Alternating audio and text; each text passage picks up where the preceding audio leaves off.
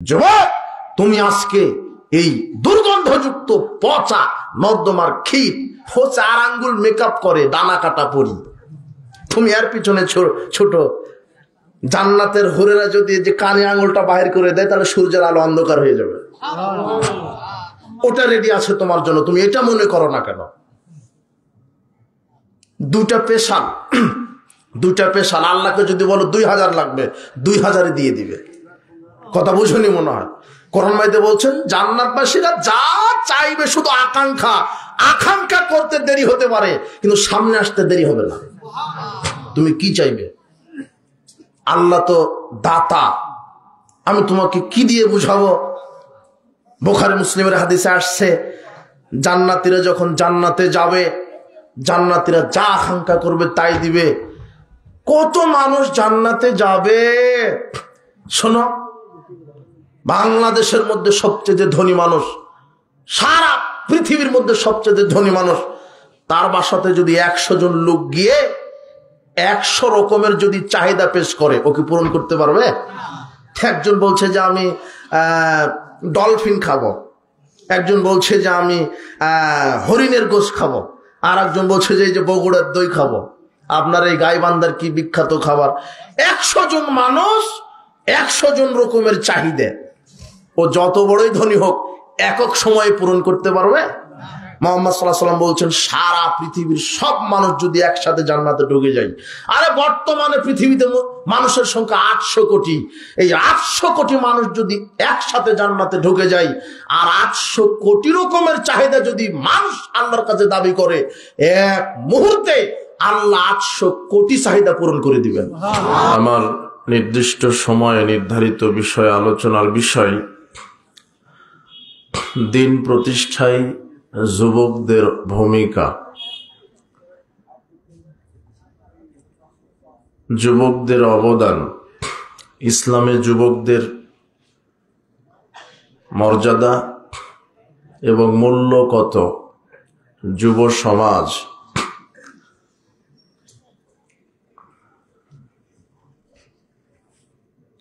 ইসলামের ইতিহাসে আল্লাহ প্রদত্ত এই দিন, এই জীবন বিধান, এই শাশ্বত, এই সার্বজনীন দিন ইসলাম পৃথিবীর মাটিতে প্রচার প্রতিষ্ঠার ক্ষেত্রে সবচেয়ে বড় অবদান যারা রেখেছেন তারা হচ্ছে যুবকেরা। মানুষের জীবনে কয়েকটা নির্দিষ্ট নির্ধারিত ধারাবাহিক মানুষ জীবন অতিবাহিত করে। মানুষের জীবন কয়েক ভাবে বিভক্ত। তার একটা কৈশোর, শৈশব জীবন, এরপরে আরেকটি জীবন পার করে যৌবন জীবন, এরপরে মানুষ আরেকটি জীবন পার করে প্রৌঢ়ত্বের জীবন, তারপরে যে জীবনটা বার্ধক্য।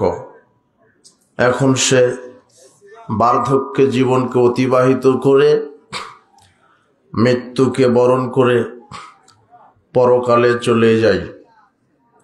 তো এই যে কয়েকটা জীবনের স্তর, এর মধ্যে মানুষের সর্বশ্রেষ্ঠ সময় হচ্ছে তার যৌবনকাল।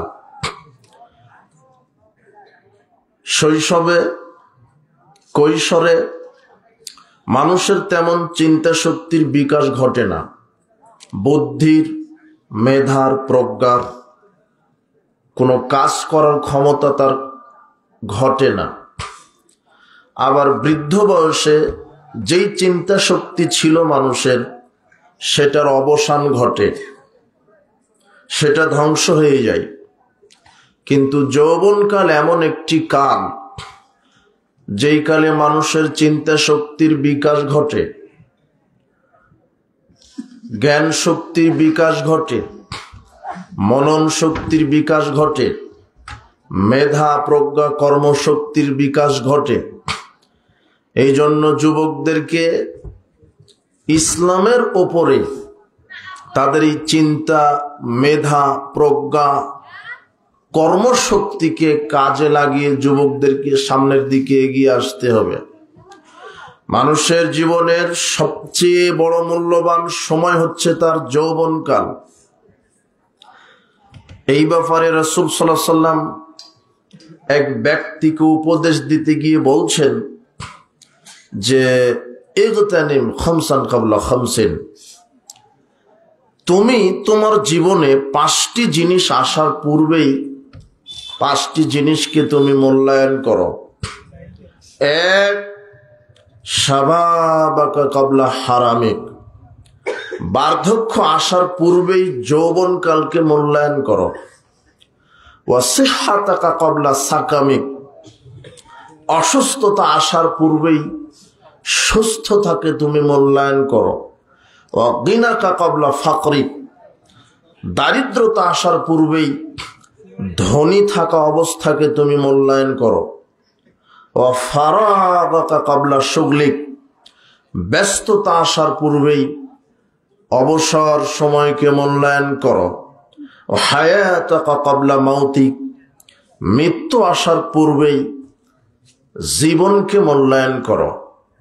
মানুষের জীবনে 5টি জিনিস আসবেই, কিন্তু এই 5টি জিনিস আসার পূর্বেই 5টি জিনিসকে আল্লাহ মূল্য দিতে বলছেন, নবী করিম সাল্লাল্লাহু আলাইহি ওয়াসাল্লাম মূল্যায়ন করতে বলছেন।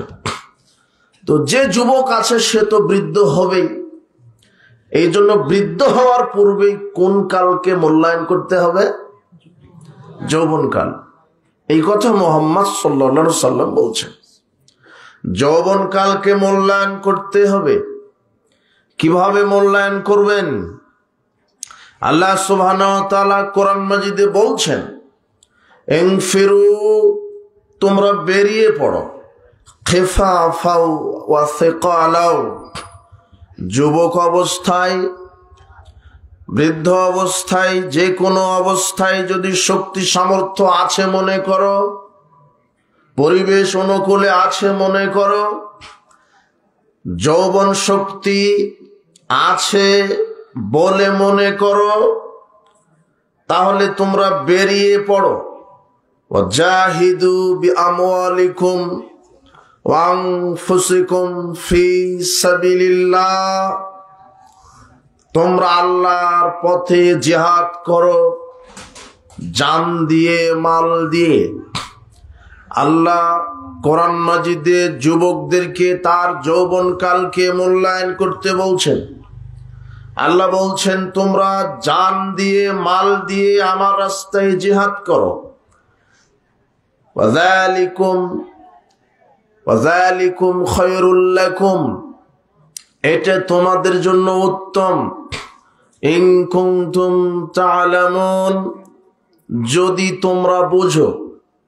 আল্লাহ সুবহানাহু ওয়া তাআলা বলছেন, যৌবনকালে আল্লাহর দ্বীন প্রতিষ্ঠা প্রচারের জন্য সময়কে ব্যয় করো, এটা তোমাদের জন্য উত্তম। আবু হুরায়রা রাদিয়াল্লাহু আনহু বলছেন, রাসূল সাল্লাল্লাহু আলাইহি ওয়াসাল্লাম বলেছেন, সাবআতুন ইউযিল্লুহুমুল্লাহু ফি যিল্লিহি ইয়াওমা লা যিল্লা ইল্লা যিল্লুহু, বিচার মাঠে আল্লাহ 7 শ্রেণীর মানুষকে তার বিশেষ ছায়া আশ্রয় দিবেন, যেদিন তার ছায়া ব্যতীত কোনো ছায়া থাকবে না। সেদিন 7 শ্রেণীর মানুষকে আল্লাহ তার আরশের নিচে বিশেষ ছায়া দিবেন। তদনার শামসু আমাল কিয়ামতে কা মিকদারে মাইলিন, যেদিন কিয়ামতের দিন মানুষের মাথার 1 মাইল উপরে থাকবে সূর্য। মানুষ তার পাপ অনুপাতে সূর্যের তাপে শাস্তি ভোগ করবে। যার পাপ বেশি হবে তার কানের লতি পর্যন্ত গায়ের ঘাম ঝরে যাবে, যার পাপ আর একটু হালকা কাঁধ বরাবর হবে, যার পাপ আরেকটু হালকা কোমর বরাবর হবে, যার পাপ আর একটু হালকা আছে হাঁটু বরাবর, টাকনু বরাবর। এইভাবে মানুষ তার ঘামের ভিতরে থাকবে, আর মানুষের মাথার 1 মাইল উপরে থাকবে সূর্য। ওই দিন আল্লাহ 7 শ্রেণীর মানুষকে তার বিশেষ ছায়ায় জায়গা দিবেন। যাদের মাথার উপরে সূর্য থাকবে না, থাকবে আল্লাহর আরশ।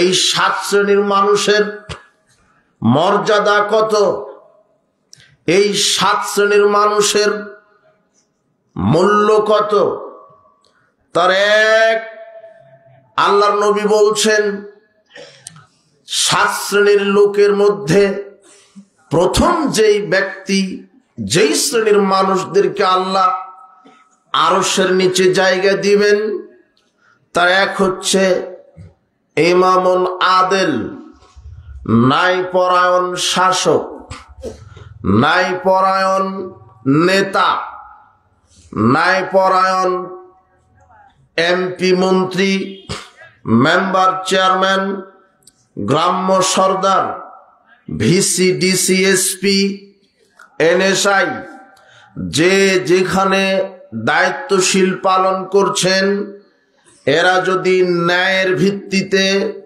তাদের দায়িত্বটা পালন করে, মেম্বার চেয়ারম্যান এমপি মন্ত্রী এসিডিসি যে যেখানে দায়িত্বশীল, এরা যদি ন্যায়ের ভিত্তিতে আল্লাহর বিধানের ভিত্তিতে সমাজ, রাষ্ট্র, শিক্ষাঙ্গন, অর্থনীতি, সমাজনীতি, পারিবারিক নীতি যদি পরিচালনা করে, যেই নেতা আল্লাহর বিধানে হক এবং বাতিল বুঝে কোরআন সুন্নাহর আলোকে সমাজ, পরিবার, রাষ্ট্র পরিচালনা করবে, সে যেই নেতা হোক, যদি সে ন্যায়ের ভিত্তিতে তার নেতৃত্ব পরিচালনা করে, আল্লাহ এই নেতাকে আল্লাহর আরশের বিশেষ ছায়ায় স্থান করে দিবেন।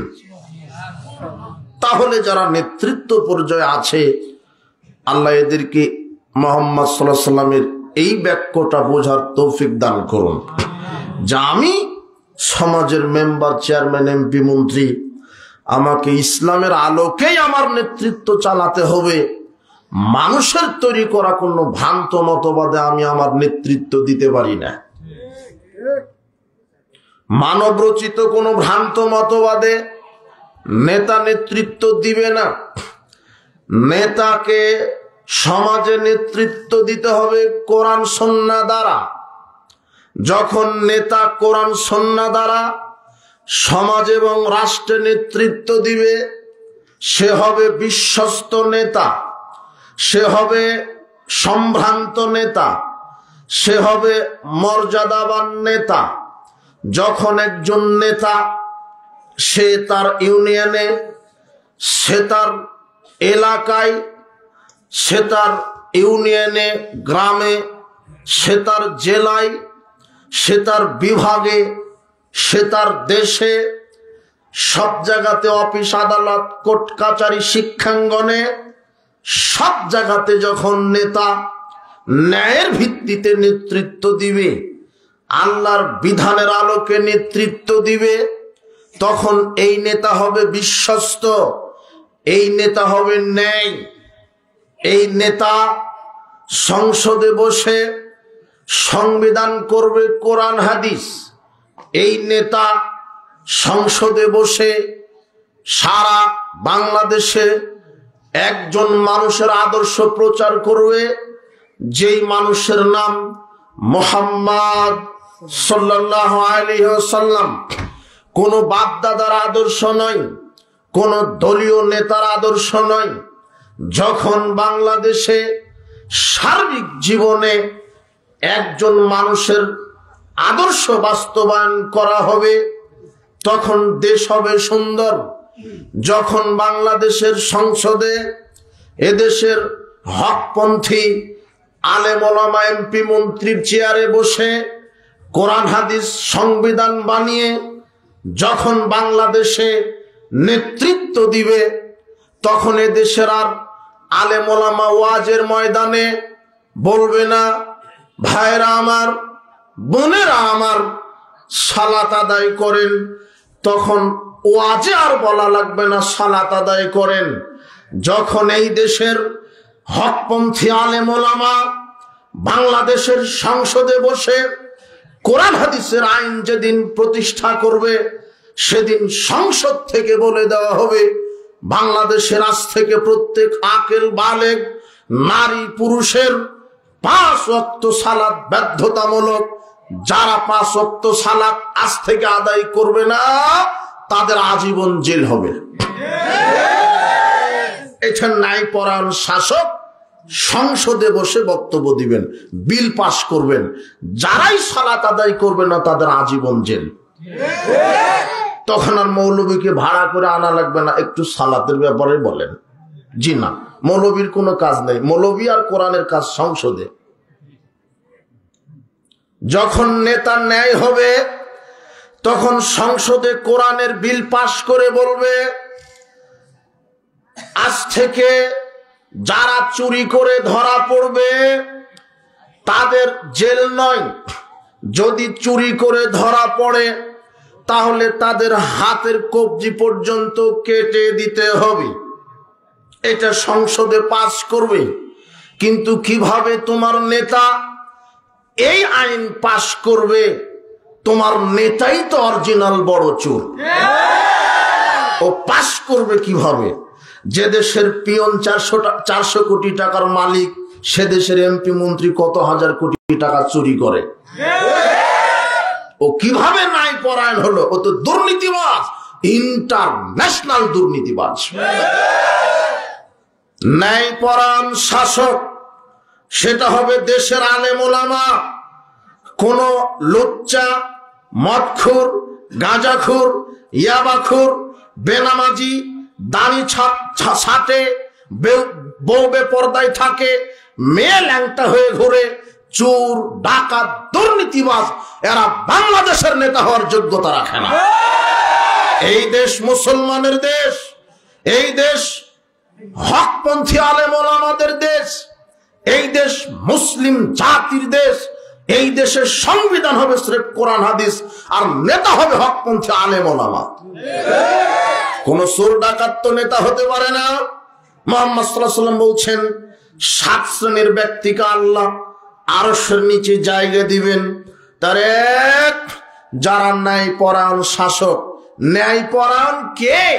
যে বেনামাজি সে, যে লুচ্চা সে, যে কি দুর্নীতিবাজ সে, যে কি মদের লাইসেন্স দিয়ে নিজে হারামখোর, সে কি ন্যায় পরায়ণ? জি না।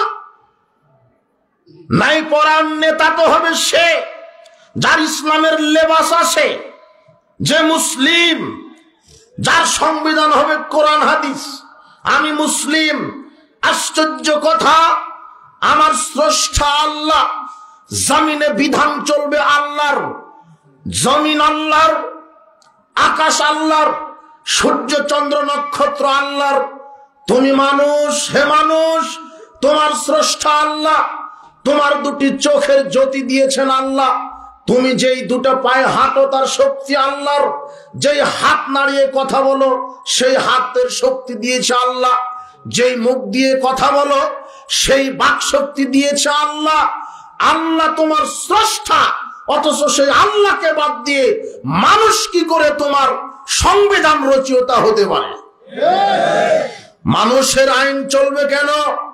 দেশ আল্লাহর, পৃথিবী আল্লাহর, আইন চলবে আল্লাহর, সংবিধান হবে কোরআন হাদিস, আর নেতৃত্ব দিবে হকপন্থী আলেম ওলামা। তাহলে দেশে চুরি বন্ধ হবে, হঠকারিতা বন্ধ হবে, ছিনতাই বন্ধ হবে, সন্ত্রাস বন্ধ হবে, চাঁদাবাজি বন্ধ হবে, লুটতরাজ বন্ধ হবে। কিভাবে মাওলানা সাহেব বক্তব্য দিবে? সুদ খেও না বাবাজিরা বক্তব্যে হবে না। যখন কোরআন সুন্নাহ সংসদে কায়েম হয়ে যাবে তখন হকপন্থী নেতারা সংসদ থেকে পাশ করবে, 24 ঘন্টার মধ্যে সুদী ব্যাংকগুলিকে বন্ধ করে দিতে হবে। বাস, খালাস। যখন কোরআন হাদিস সংসদে বসানো হবে তখন আর ওয়াজ করা লাগবে না বাবাজিরা, যুবকেরা মদ পান করো না, বিড়ি সিগারেট জর্দাগুল মাদক, ইয়াবা ফেন্সিডিল খেও না মাদক, এই কথা নয়। সংসদ থেকে পাশ করে দেওয়া হবে আজ থেকে মদ বাতিল, মদের লাইসেন্স বাতিল। যে একবার বিড়ি সিগারেট মুখে দিবে তার প্রথম শাস্তি হচ্ছে সবচেয়ে দামি জুতা দিয়ে 40টা পিটানো। দ্বিতীয়বার যদি আবার মদ মুখে দেই তাহলে 80টা জুতার পিটা। তৃতীয়বার যদি মদ মুখে দেই তাহলে শরিয়া আইন ভিত্তিতে যারা নেতৃত্ব দিচ্ছে তারা বসে বলবে এই লোকটা মাদকে একেবারে আসক্ত, একে 10 বছর জেল দেওয়া হলো। কিন্তু দিবে কি করে? তোমার নেতাই হলো বড় গাঁজাখোর, দিবে কি করে? হয় কি করে? ছাত্র খায়, শিক্ষক খায়, বাপ খায়, বেটা খায়, ইয়াবা খায়, ফেন্সিডিল খায়, গাঁজা খায়, বিড়ি সিগারেট তো আছেই। এই যুবক শোনো, আর তুমি যেই নেতার ক্যানভাস করে বেড়াও, তুমি বলছো যে আমার নেতার চরিত্র ফুলের মতো পবিত্র।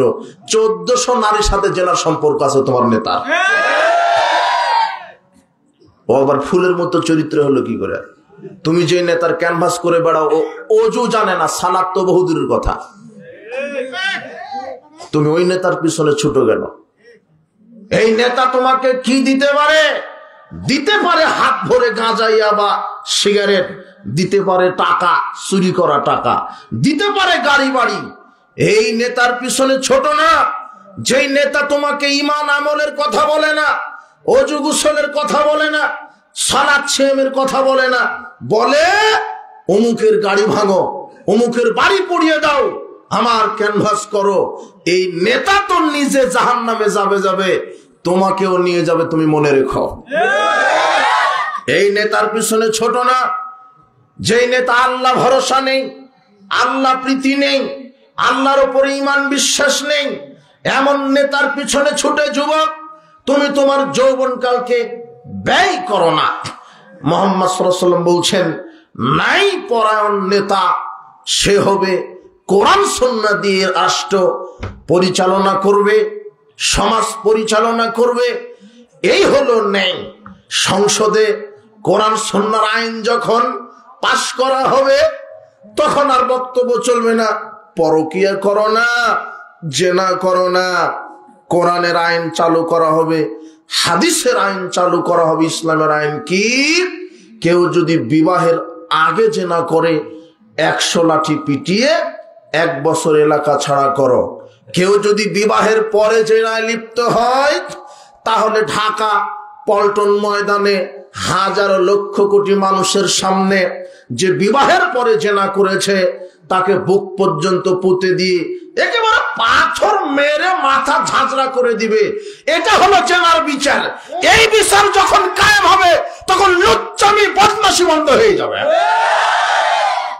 তখন ওয়াজে কাম হবে না, ওয়াজে কাম হবে না, ওয়াজে জেনা হবে। আপনি ঠিক বলছেন ওই যে আপনার মেয়েটা ওখানে লুচ্চামি করছে, দেখেন ওই ওখানে কেন ওই মেলা বসবে? হিন্দুদের মেলা ওইভাবে বসবে কেন? হিন্দুতে মেলা বসে, হিন্দুর পূজা মণ্ডপে মেলা হয়, ইসলামী জালসাতে মেলা হবে কেন? আরে মাওলানা বিড়ি সিগারেটের বিরুদ্ধে বক্তব্য দিচ্ছে আর বিড়ি সিগারেট জালসাতে বিক্রি হচ্ছে। আপনার মেয়ে আর আপনার স্ত্রী জিলাপি কিনছে, এক কুকুর আর এক কুকুরের পিছনে যেমন ঘেউ ঘেউ করে আপনার মেয়ের পিছনে যুবক ঘেউ ঘেউ করছে।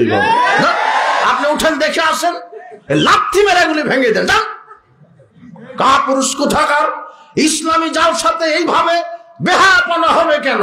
মাহফিল কমিটির এই পাপ বিচার মাঠে বহন করতে হবে। গাঁজা বন্ধ করে দিতে হবে সমাজ থেকে। এই যুবক শোনো, তুমি যে নেতাকে এমপি মন্ত্রী করবে তাকে বলে দিবে, নেতাজি মন্ত্রী হওয়ার পরে 24 ঘন্টার মধ্যে এই সাগাদা থানাকে মাদক মুক্ত করতে হবে। যেই বিবাহের অনুষ্ঠানে গান বাজবে ওই ডেস্কে গানকে লাথি মেরে আপনার এই যমুনা সেতুতে পুঁতে রাখতে হবে। এটা হলো নেতা, এটা হলো নেতার বৈশিষ্ট্য। এই নেতার পিছনে ঘুরো। যেই নেতা অন্যায়ের বিরুদ্ধে লড়তে পারে, যেই নেতা আশ্রয় দেয় না কোন অন্যায়কে, কিন্তু সমাজে বড় বড় সন্ত্রাস বাহিনী পুষাই হলো তোমার নেতা। তুমি ভালো করে লক্ষ্য করে দেখো। আশ্চর্য কথা, ইয়াবা ফেন্সিডিল হারাম, মাওলানা সাহেব বক্তব্য দিবে কেন? নাই পরান শাসক হবে, সংবিধান হবে কোরআন সুন্নাহ, আইন পাস করা হবে মাদক বন্ধ, আইন পাস করা হবে মাদক হারাম, এর ক্রয় বিক্রয় হারাম। কেন? আল্লাহ নবী বলছেন ইন্নাল্লাহা ইযা হারামা আলা কওমিন আকলা শাই, যখন আল্লাহ কোন কওমের উপরে কোন জিনিস খাওয়া হারাম করেন, ফাহারামা আলাইহিম সামানাহু, তার ব্যবসাকে আল্লাহ হারাম করেন।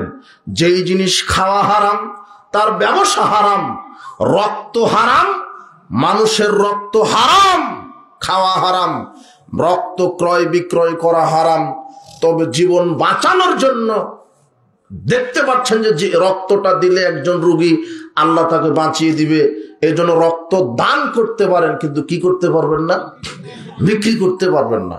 রক্ত হারাম, রক্ত ক্রয় বিক্রয় করা হারাম। কুকুর হারাম, কুকুর ক্রয় বিক্রয় করা হারাম। খিঞ্জির শুয়োর হারাম, শুয়োর ক্রয় বিক্রয় করা হারাম। বিড়ি সিগারেট জর্দাগুল ইয়াবা ফেনসিডিল হারাম, বিড়ি সিগারেট জর্দাগুল বিক্রি করাও হারাম। এটা হারাম খাবার। যুবক তুমি খাও, তোমার বাপ খায়, গোটা এলাকা মাদক আসক্ত, সবাই খায়। যার যত বড় ডিগ্রি বেশি সে তত বড় গাঁজাখোর। ভ্যান চালক, ওর ইনকাম কম, সর্বোচ্চ আকিস কোম্পানির বিড়ি। আর তোমার হেডমাস্টার, ওর বেতন 50,000, ও বলছে যে ব্যঞ্জন ছুঁয়েছে। আর তোমার নেতা, ও তো কলমের খোঁজা দিয়ে 400 কোটি চুরি করে, ও বলছে কিসের ব্যঞ্জন ছুঁইছ, লাগা ইংরেজি বাংলা। যে যত বড় জাতিগত বিদ্যাতে যে যত বড় শিক্ষিত সে তত বড় মূর্খ। ওর দাড়ি চাচা, পকেটে সিগারেট। আর তোমার মসজিদের হুজুর, ও হারামখোর, ও জর্দা খায়, আর বলছে যে মাকরু মাকরু। তোমার হুজুর, তুমি, তোমার বাপ, তোমার মাস্টার আর তোমার নেতা যেটা খাও সেটা পৃথিবীতে দ্বিতীয় কোনো প্রাণী খায় না। তুমি আজকে তদন্ত করো, তোমার নেতা খায় সিগারেট, তুমি খাও, তোমার বাপও খায়, তোমার হেডমাস্টারও খায় এই সিগারেট, আর তোমার মসজিদের হুজুরও খায় জর্দা। সিগারেট আর জর্দা কুকুরকে দাওয়াত দিয়ে বলো যে বেটা তুই খাতো, ও পেশাব করে দিতে রাজি আছে, তবু মুখে দিতে রাজি নয়। সেটা তুমি খাও, তোমার হুজুর খায়, আর বলে মাকরু। অবাক হলো, যেটা মুখে দেয় না কুকুর সিগার, কেউ মুখে দেয় না। তোমার দাদি খায় গুল, তাহাজ্জুদ পড়ে, তোমার দাদি তাহাজ্জুদ পড়ে, গুলও খায়। একজন বলছে যে গুল খাওয়া গু খাওয়া সমান, তা বলছে না, সমান নয়। গু খেলে যে 40 দিন ইবাদত কবুল হবে না এরকম হাদিস নেই, কিন্তু গুল মুখে দিলে 40 দিনের ইবাদত কবুল হবে না। গু খাওয়ার চাইতে গুল খাওয়া মারাত্মক পাপ, জর্দা খাওয়া আরো মারাত্মক পাপ। জি না, সাবধান। এই যুবক, আজকে তওবা করো, কোনোদিন মাদকের সাথে সম্পৃক্ত থাকবে না। আল্লাহ তোমাকে হেদায়েত দান করুন। বিড়ি সিগারেট জর্দাগুল হারাম, ইয়াবা ফেনসিডিল হারাম, এর ক্রয় বিক্রয় হারাম। আল্লাহ নবী বলছেন সালাসাতুন কাদ হারামাল্লাহু আলাইহিমুল জান্নাহ, 3 শ্রেণীর মানুষের উপরে জান্নাত হারাম। এক, মুদমিনুল খামর, যারা একেবারেই প্রতিনিয়ত বিড়ি সিগারেট জর্দাগুল ইয়াবা খায়, এদের উপরে জান্নাত হারাম। 2, দায়ুস, দায়ুসের উপরে জান্নাত হারাম। দায়ুস কে? যার বউ বেটি ল্যাংটা হয়ে চলে, যার বউ বেটি ল্যাংটা হয়ে ঘুরে, সে হলো দায়ুস। যার বউ বেটি স্কুল কলেজ হাটে বাজারে ল্যাংটা হয়ে যায়, যার বউ বেটি ল্যাংটা হয়ে চলে, ও হলো দায়ুস, ওর উপরে জান্নাত হারাম। 3, রাজলাতুম মিনান নিসায়ে, যেই মহিলা পুরুষের শার্ট প্যান্ট, পুরুষের পোশাক পরে ঘুরে, এ হলো জান্নাতে যাবে না। আরেকটা হাদিসে বলছেন যে নারীর বেশ ধরে যেই পুরুষ, সে জান্নাতে যাবে না। পুরুষের বেশ ধরে যেই নারী, সেই নারী জান্নাতে যাবে না। আর এখন তোমার মিডিয়াতে ওই পুরুষ হলো সবচেয়ে সুদর্শন পুরুষ, যে হলো অরিজিনাল হিজড়া, ও হলো সবচেয়ে সুদর্শন। ওর হাঁটার ঢং, কথার স্টাইল একেবারে হিজড়া ফেল, একেবারে ও হলো সুদর্শন পুরুষ। জাতীয় পাগল, ওকে আবার দিচ্ছে জাতীয় পাগল, যে একেবারে অরিজিনাল, একেবারে অরিজিনাল যে হিজড়া, সে হলো সুদর্শন পুরুষ। অথচ কুকুরের চেহারা ওর চাইতে ভালো আছে, বান্দরের একটা একটা চেহারা আছে কিন্তু ওর ওরকম চেহারা নেই, কই বোঝা যাচ্ছে না তো। কেন বান্দর মেকআপ করে না, ও যে মেকআপ করেছে একেবারে অরিজিনাল হিজড়ে, একেবারে বান্দর মেকআপ করে না, তাও বান্দরকে দেখতে ভালো লাগে। আর করবেই তো, ওরা না হয় মেকআপ করে সুদর্শন পুরুষ সাজে। এই যুবক, তো তুমি যে শিক্ষিত, তুমি যে ঢাকা বিশ্ববিদ্যালয়ে পড়ো, তোমার বাপ ঢাকা বিশ্ববিদ্যালয়ের ভিসি, তোমার বাপ অমুক জায়গার ভাইস চ্যান্সেলর, ওই যে রমনার বটমূলে চলে যায় পয়লা বৈশাখে, ও পয়লা বৈশাখে পালন করে, ওই পয়লা বৈশাখে রমনার বটমূলে বলছে যে এসো হে বৈশাখ মঙ্গল শোভাযাত্রা, আগে ইলিশ মাছ দিয়ে পান্তা খেয়ে বলছে এসো হে বৈশাখ মঙ্গল শোভাযাত্রা। যখন বলছে তখন তার মুখে আছে বান্দরের মুখোশ। কিসের মুখোশ? বান্দর। পয়লা বৈশাখ জাহেলিয়াত, এটা হিন্দুদের নীতি। 31st নাইট তুমি পালন করবা কেন, এর সাথে কি সম্পর্ক? পয়লা বৈশাখ পালন করবে তুমি কেন, এর সাথে কি সম্পর্ক? পয়লা বৈশাখ পালন করা, পয়লা ফাল্গুন পালন করা, 31st নাইট পালন করা, এগুলি বিজাতিদের অনুষ্ঠান। কোন মুসলমানের বাচ্চার সাথে এই অনুষ্ঠানের অনুপরিমাণ সম্পর্ক থাকতে পারে না। এটা জাহেলিয়াত। এই জাহেলিয়াত থেকে তোমাকে ফিরে আসতে হবে। আশ্চর্য কথা, এই জন্য বলছিলাম ওই বাক্যটা বোঝাতে গিয়ে 7 শ্রেণীর মানুষকে আরশের নিচে স্থান দিবেন। তারা এক হচ্ছে ন্যায়পরায়ণ শাসক। তো ন্যায়পরায়ণ কে? যে কি গাঁজা খায়, যে কি বেনামাজি, যে কি মানুষের তৈরি করা সংবিধান দিয়ে মানুষকে চালায়, নাকি আল্লাহর সংবিধান দিয়ে মানুষকে চালায়? আল্লাহর সংবিধান দিয়ে মানুষকে পরিচালিত হতে হবে। যেই নেতা আল্লাহর সংবিধান দিয়ে মানুষকে পরিচালনা করবে, এই নেতা ন্যায়পরায়ণ, যার ভিতরে একজন মানুষের আদর্শ থাকবে, যার নাম মুহাম্মদ সাল্লাল্লাহু আলাইহি সাল্লাম। মুহাম্মদ সাল্লাল্লাহু আলাইহি সাল্লামের আদর্শ মানে মুখ দিয়ে কোনোদিন মিথ্যা বলবে না, দাড়ি ছেড়ে দিবে, দাড়ি ছাঁটবে না, সব সময়তে ইসলামী লেবাস পরে থাকবে, 5 ওয়াক্ত সালাত, আমানতদারিতা, শিষ্টাচার, ন্যায়পরায়ণতা, ভদ্রতা, নম্রতা, শালীনতা, এগুলো হচ্ছে মুহাম্মদ সাল্লাল্লাহু আলাইহি ওয়াসাল্লামের আদর্শ। তোমার নেতার ভিতরে এগুলি থাকবে। একজন মানুষ মডেল বিশ্ববাসীর জন্য, যার নাম হচ্ছেন মুহাম্মদ সাল্লাল্লাহু আলাইহি ওয়াসাল্লাম। 2, এইবারে তুমি আছো। ওয়াশাবুন নাশা ফি ইবাদাতিল্লাহ, আল্লাহ 7 শ্রেণীর লোককে বিশেষ ছায়া দান করবেন। তার দ্বিতীয় হলো ওই যুবক যুবতী যারা তাদের যৌবন কাল ক্ষয় করেছে একমাত্র আল্লাহর ইবাদতে। কোন গান বাজনার আড্ডাতে নয়, কোন জেনার আড্ডাতে নয়, কোন নষ্টামির আড্ডাতে নয়, কোন মন্দিরে নয়, কোন থিয়েটারে নয়, কোন গাঁজার আড্ডাতে নয়, কোন সুদের আড্ডাতে নয়। যুবক, তোমার এই যৌবন আল্লাহর দেওয়া আমানত। চোখের জ্যোতি, হাতের শক্তি, পায়ের শক্তি, এগুলি তোমার এক একটা আল্লাহর দেওয়া আমানত। এই আমানত গুলি তুমি কোন কাজে ব্যয় করছো? চোখ দিয়ে কি দেখো, হাত দিয়ে কাকে মারো, পা দিয়ে কোন পথে চলো, ইসলামের পথে নাকি জাহেলিয়াতের পথে? আল্লাহ পায় টু পায় হিসাব নেবেন। শোনো, আব্দুল্লাহ ইবনে মাসউদ রাদিয়াল্লাহু আনহু বলছেন, রাসূল সাল্লাল্লাহু আলাইহি ওয়াসাল্লাম বলেছেন, লা তাযুলু কাদাম ইবনে আদম ইয়াউমাল কিয়ামা হাত্তা ইউসালাম 50। আদম সন্তানের এক কদম আল্লাহ বিচার মাঠে পা নাড়াতে দিবে না 5টি জিজ্ঞাসা করার আগ পর্যন্ত। আদম সন্তানকে আল্লাহ এক কদম নাড়াতে দিবেন না 5টি জিজ্ঞাসা না করা পর্যন্ত।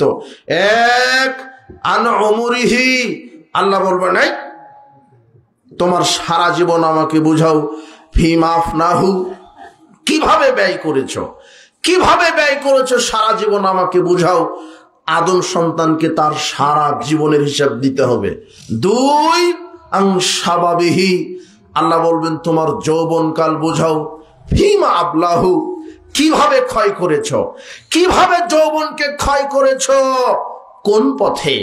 জাহেলিয়াতের পথে না ইসলামের পথে?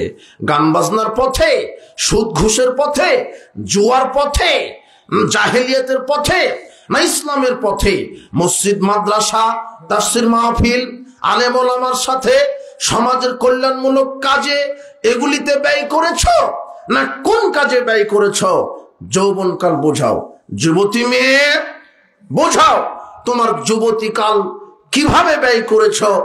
আল্লাহ এভাবে হিসাব নেবেন, এক কদম নড়ানোর সুযোগ নাই। 3 আন মালিহি মিন আইনা ইকতাসাবাহু। আল্লাহ বলবেন সম্পদ, আল্লাহ বলবেন সম্পদের হিসাব দাও আমাকে। তুমি যেই সম্পদ ইনকাম করেছো জনগণের নিকট থেকে আত্মসাৎ করা, জাতির সরকারের রাষ্ট্রীয় কোষাগার থেকে চুরি করা, সুদের অর্থ, দুর্নীতির অর্থ, ঘুষের অর্থ, মুনাফাখোরের অর্থ, চুরি চিটারি বাটপারি করে অর্থ কামিয়েছ, মানুষকে প্রতারণা দিয়ে অর্থ কামিয়েছ, জুলুমবাজি করে, স্বৈরাচারী হয়ে, অত্যাচারী হয়ে, স্বেচ্ছাচারী হয়ে কি তুমি তোমার অর্থ ইনকাম করেছ? আমাকে বোঝাও। অফিম আনফাকাহু। এরপর আল্লাহ বলবেন এবারে ব্যয় করেছো কোথায়? মসজিদ মাদ্রাসায়, ইসলামী জালসায়, নাকি গাঁজার আড্ডায়, নাকি তুমি জাহেলিয়াত প্রতিষ্ঠা করতে, নাকি তুমি গান বাজনার আড্ডাতে, নাকি তুমি মন্দিরে, নাকি তুমি মাজার খানকায়? কোথায় তোমার সম্পদ ব্যয় করেছো? আয় বুঝাতে হবে, ব্যয় বুঝাতে হবে। উপস্থিত বৈঠকের মুসলিম দিনী ভাই বোন, অর্থ সম্পদ ইনকাম করছেন ভালো কথা, লক্ষ্য করেন আপনার ইনকাম হালাল না হারাম। অর্থ সম্পদ ব্যয় করছেন ভালো কথা, লক্ষ্য করেন আপনি কোন পথে ব্যয় করছেন। আল্লাহ আয়ও বুঝিয়ে নিবেন, ব্যয় বুঝিয়ে নিবেন। 5 ও মাজা আমেলা ফিমা আলিমা। তুমি তোমার এলেম অনুযায়ী কি আমল করেছ? তুমি তোমার এলেম অনুযায়ী কি আমল করেছ? সাবধান, এলেম অনুপাতে আমল করতে হবে। সালাত আদায় করতে হবে জানেন, করেন না, তাহলে আল্লাহ পরিণাম দিবে জাহান্নাম। সিয়াম রাখতে হবে, রাখেন না, পরিণাম জাহান্নাম। সত্য কথা বলতে হবে, বলেন না, পরিণাম জাহান্নাম। মিথ্যা কথা বলতে হবে না এটা জানেন, তারপরেও বলেন, পরিণাম জাহান্নাম। জি না, আল্লাহর ইবাদত সম্পর্কে জ্ঞান আছে, জানা অনুপাতে আমল করেন না, পরিণাম জাহান্নাম।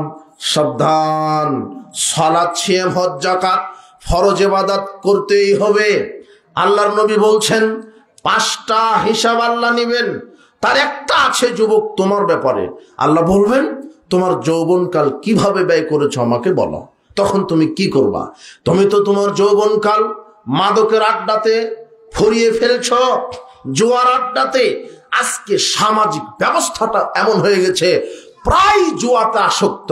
কেউ বা অনলাইনে, কেউ বা অফলাইনে, কেউ বা তাস খেলছে, কেউ বা আরো কত কি খেলছে, ছক্কা লুডু। আবার এখন একেবারেই প্রযুক্তিগত মোবাইলে জুয়া এসেছে। লক্ষ লক্ষ টাকা যুবক মোবাইলে ইনভেস্ট করে মোবাইলের মাধ্যমে জুয়া খেলে, বাড়ির বাপের মায়ের সম্পদ বিক্রি করে। আরে বাড়ির তো সম্পদ বিক্রি করে করে এমন কাপুরুষ আছে জুয়াতে এত আসক্ত হয়ে গেছে নিজের স্ত্রীর গহনা বিক্রি করে। আরে এমনও কাপুরুষ আছে যে বউকে বিক্রি করে দেয়, বউকে দিয়ে বাজি ধরে যে এই জুয়াতে জিতে গেলে বউকে দিয়ে দেব। ও হলো এক কুকুর শিকালে চাইতে খারাপ। তুমি জুয়ায় আসক্ত কেন? জুয়ার পরিণাম জাহান্নাম। তুমি মোবাইলে জুয়া খেলো, তুমি অনলাইন অফলাইনে জুয়া খেলো, জুয়া থেকে বিরত থাকো, মাদক থেকে বিরত থাকো। বিচার মাঠে আল্লাহ তোমাকে ধরবেন, সেদিন তুমি কি জবাব দিবে? তুমি এইভাবে বেহায়া বেশরমা নগ্ন নারীর পিছনে ছুটে যৌবনকালকে তুমি শেষ করছো, তুমি বিচার মাঠে কি জবাব দিবে? আর বিচার মাঠে যাওয়া বহু দূরের কথা, তুমি তোমার প্রজন্মকে কি জবাব দিবে?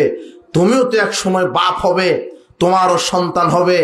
তুমি যদি এখন লুচ্চেমি করো, তোমার ছেলেটা কি করবে? তোমার ছেলের সামনে তুমি কি জবাব দিবে? হে মহিলা, হে মেয়ে, হে যুবতী মেয়ে, তুমি যে ল্যাংটা হয়ে ঘুরো, বিবাহের পূর্বেই শত শত যুবকের সাথে তোমার জেনার সম্পর্ক আছে, বিবেককে প্রশ্ন করো, তুমি তোমার গর্ভের সন্তানকে কি জবাব দিবে? তুমি নিজে লুচ্চেমি করো, তোমার পেটের ছেলে মেয়েকে তুমি কি জবাব দিবে? কিভাবে তাদেরকে মানুষ করবে? এইভাবে জাহেলিয়াতের পথে ছুটছো মানে আশ্চর্য কথা। এই জাহেলি নীতি আজকে সহশিক্ষা চালু হয়েছে, এই নীতি ইসলামে হারাম। সহশিক্ষা মানে একই ক্লাসের ছেলে মেয়ে পড়বে, এটা আবার শিক্ষা হয়? একই ক্লাসের ছেলে মেয়ে পড়ছে, ছেলে মেয়ের গায়ে ওঠে, মেয়ে ছেলের গায়ে ওঠে। আর সমাজে একটা কথা চালু আছে, শিক্ষক মানেই তো গুরু, শিক্ষক মানেই বাপের মতো। এমন বাপের মতো শিক্ষকের সাথে বের হয়ে চলে গেছে। আর তোমার বোন চলে গেছে শিক্ষা সফরে মালাকুল মউতের সাথে। তোমার বাপ আবার বলছে, আল্লাহ আমার মেয়েটা শিক্ষা সফরে গেছে জাফলং, এগুলো সহি সালামতে ফিরিয়ে দিও। এমন সহি সালামত, বিবাহের পূর্বেই পেটে বাচ্চা। তোমার বোন তোমার বাপকে বলছে, আব্বু কোনো চিন্তা টেনশন করবেন না, আমার সাথে বয়ফ্রেন্ড আছে। কি আছে? বয়ফ্রেন্ড আছে। বয়ফ্রেন্ডের সাথে কোচিং করতে যায় তোমার বোন। দিন 12টায় যায়, রাত 12টা আসে, তোমার বাপ কাপুরুষ কিছুই বলে না। তুমি দিন 12টায় বের হও, রাত 12টায় ঘরে ঢুকো, সারাদিন কুকুর শিকারের মতো ঘুরো, জেনার আড্ডায়, মদের আড্ডায়, জোয়ার আড্ডায়। এইভাবে জীবন অতিবাহিত করো না, এইভাবে জীবন টিকবে না। পরকালে তুমি টিকতে পারবে না, তোমার বাপ টিকতে পারবে না, তোমার বোন টিকতে পারবে না। তুমি ফিরে আসো জাহেলিয়ত থেকে। এইভাবে একজন মেয়ে, শোনো আমি কঠিন ভাবে বললাম মানে, আরে কিসের শিক্ষকের সাথে শিক্ষা সফর? শিক্ষক মানে আবার কি? ও তো গায়ে মাহারাম, ও তো গায়ে মাহারাম। আর বয়ফ্রেন্ড কাকে বলে? কাপুরুষ।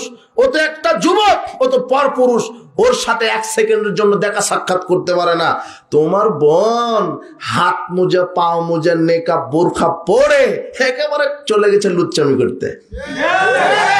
আগেকার যুগের মা খালারা নেকাব পড়তো নিজের ইজ্জত বাঁচানোর জন্য, আর তোমার বোন নেকাব পড়ে ইজ্জত বিলিয়ে দেওয়ার জন্য, কেউ যেন দেখতে না পায়।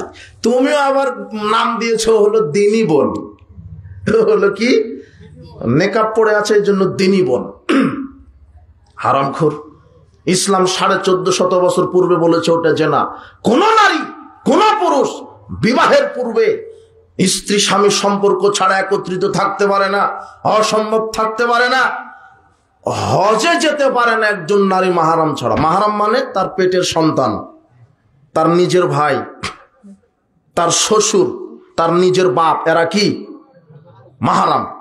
যদি একজন নারী হজ করতে যেতে চায় তাহলে কাকে নিয়ে যেতে হবে?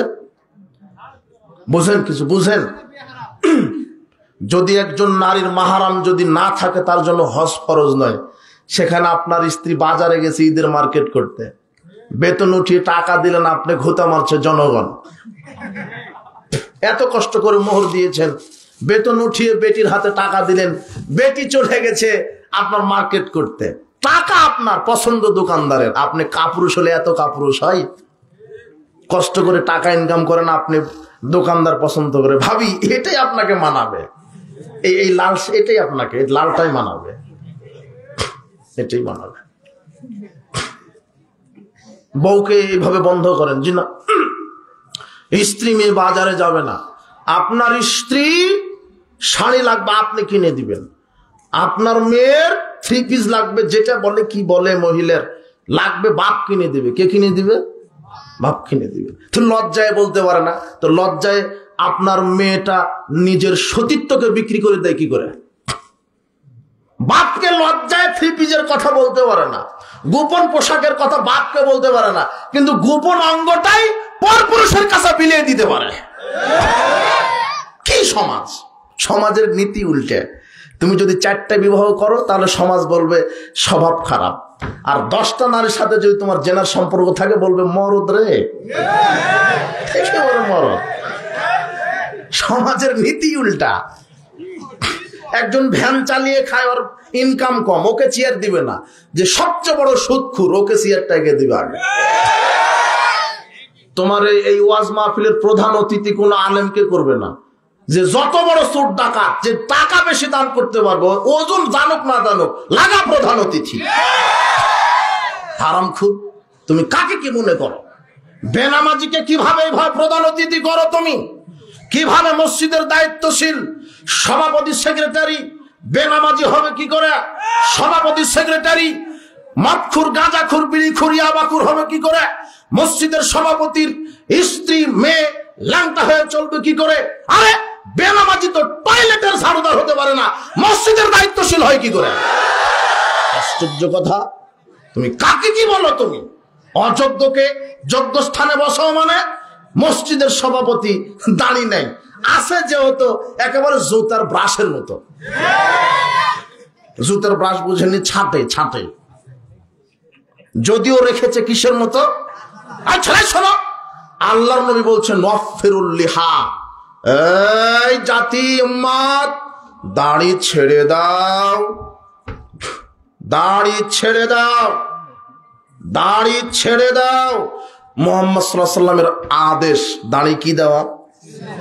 ছাঁটা হারাম, দাড়ি রাখা সুন্নাত নয়। তোমার মৌলবী ভুল ফতোয়া দিয়েছে, দাড়ি রাখা ওয়াজিব, বাধ্যতামূলক, রাখতেই হবে। মসজিদের সভাপতি, সেক্রেটারি বেনামাজি, এটা কি করে হয়? ও তো টয়লেটের দায়িত্বশীল হওয়ার ক্ষমতা যোগ্যতা রাখে না, ও মসজিদে হলো কি করে? তোমার ইসলামী জালসাতের সভাপতি হবে যে আলেম মানুষ, প্রধান অতিথি হবে যিনি আলেম মানুষ, কোনো বেনামাজি দায়িত্বশীল হতে পারে না। মুহাম্মদ সাল্লাল্লাহু আলাইহি ওয়াসাল্লামকে এক লোক জিজ্ঞাসা করছে মাতা সাত, কিয়ামত কবে হবে? তখন মুহাম্মদ সাল্লাল্লাহু আলাইহি ওয়াসাল্লাম বলছেন ইদা উসিদাল আমরু লা গায়রি আহলিহি, যখন অযোগ্য লোক নেতা হবে সেদিন কিয়ামত হবে। আজকে অফিস, আদালত, কোর্ট কাচারি, কল কারখানা সব জায়গাতে অযোগ্য লোক দিয়ে পরিপূর্ণ হয়ে আছে। যুবক, তুমি সাবধান হয়ে যাও। যৌবনকাল কিভাবে ব্যয় করছ? তোমার বোন কোন কাজে ব্যয় করছে তোমার ওই যুবতীকাল? হে তিনি বোন, আপনাকে বলছি, আমি আপনাকে মহব্বত করি, আমি আপনার ইমানের দাবি জানাই। এইভাবে ল্যাংটা হয়ে পরপুরুষের ইমান হরণ করো না। হে পিতা, আপনাকে বলছি, আপনার স্ত্রী, আপনার মেয়ে বাজারে যাচ্ছে, 20,000 পুরুষ যদি আপনার স্ত্রীকে দেখে, খারাপ মন্তব্য করে, আপনার স্ত্রী 20,000 পুরুষের একাই পাপ বহন করবে। আপনার স্ত্রী যত পাপ বহন করবে, বিচার মাঠে আপনি স্বামী হিসেবে আপনাকে সমান পাপ বহন করতে হবে। এমনিতে বিবাহ করে ছেড়ে দিয়েছেন গরু ছাগলের মতো। আশ্চর্য কথা, আল্লাহর নবী বলছেন ইয়ামাশারাস শাবাব মান ইসতাতা মিনকুমুল বাত, হে যুবকেরা, পুরুষ হলে বিবাহ করো। কি হলে? এটা আল্লাহর নবীর ভাষা। কি হলে বিবাহ করতে বলেছেন? পুরুষ যদি হও বিবাহ করো। কা পুরুষ হলে বিবাহ করো না মানে, বিবাহ করলে বউ আসবে, বউকে চালানোর ক্ষমতা থাকতে হবে। নিজের অনুমতি ছাড়া খালা ফুবুর বাড়িতে যাবে না, নিজের অনুমতি ছাড়া বাজারে, হাটে বাজারে, অমুক এলাকায় অমুক প্রতিবেশীর বাড়িতে যাবে না, নিজের অনুমতি নিয়ে যেতে হবে। নিজের মেয়ে নিজের অনুমতি ছাড়া কোথাও যাবে না, এর নাম পুরুষ। এরপরে বিবাহ করলে স্ত্রী তো আসবেই, 2 বছর পরে সন্তানের বাপ হবা। এরপরে যখন 10 বছর হবে ছেলে মেয়ের বয়স, তখন ছেলে মেয়েকে বলতে হবে এই ছালা তাদাই করো, না হলে পিঠের ছাল থাকবে না, এর নাম হলো বাপ। বেটা মাস্টার ডিগ্রি পাশ করেছে, অজুই জানে না, হলো বাপ। ও আবার মোড়ে মোড়ে চা খায় আর বলে ছেলে একখান পেয়েছে, একেবারে BCS ক্যাডার, মাসে 3 লক্ষ টাকা বেতন পায়, কিন্তু সূরা ফাতিহা শিখেনি। ও বলছে হুজুর, এই যে আমার ছেলেটা আপনার হলো এই 5 বছর বয়স, অবাক, মোবাইলের সব ফাংশন জানে। কি গর্ব করে বলছে। আমার মেয়েটা 6 বছর হয়নি, কম্পিউটারের সব ফাংশন জানে, কিন্তু এখনো অজু জানে না। সব শিখিয়েছে, কি শিখায়নি? বলছে যে এই যে আপু, ওই যে মামা যাচ্ছে, টাটা দাও, বাই বাই দাও, কিন্তু বলতে হবে যে সালাম দাও, অন্তত বলতে হবে সালাম দাও। বিদায় দেওয়ার দোয়া তো আছেই, কি আস্তাউদিল্লাহ দীনাকা আমানাতাকা ওয়া খাওয়াতিমা আমালিকা ওয়া যাওয়াদাকাল তাকওয়া ইয়াসরালাকাল খায়রা হাইসুমা কুনতা। এটা যদি নাও জানো, অন্তত কি বলবেন? যাবো ওই যে মামা যাচ্ছে, কি দাও? সালাম দাও। কথা বুঝেননি মনে হয়? টাটা বাই বাই ইহুদি খ্রিস্টানের নীতি শেখাচ্ছেন কেন আপনি? সব আপনি কি শেখাচ্ছেন জাতিকে? কি শেখাচ্ছেন?